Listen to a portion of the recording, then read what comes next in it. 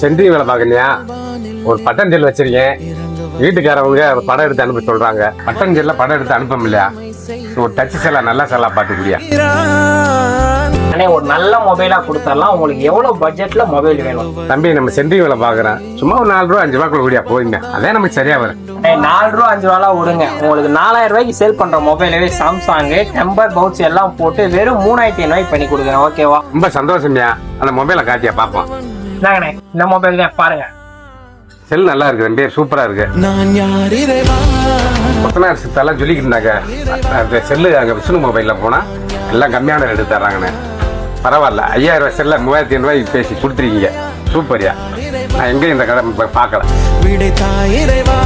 நம்ம விஷ்ணு மொபைல்ல எப்பயுமே பொருளும் தரமா இருக்கும், ரேட்டும் கம்மியா இருக்கும்ண்ணே. சரி தம்பி, போயிட்டு வரேன். நம்ம தெரிஞ்ச கொத்தனார் சித்தாள்கிட்ட எல்லா பேர்ட்டையும் சொல்லுவோம், வேலை பார்க்குறவங்கள்ட்ட பூரா சொல்லுவோம். நல்ல செல்லா கொடுத்துருக்காப்ல தம்பின்னு.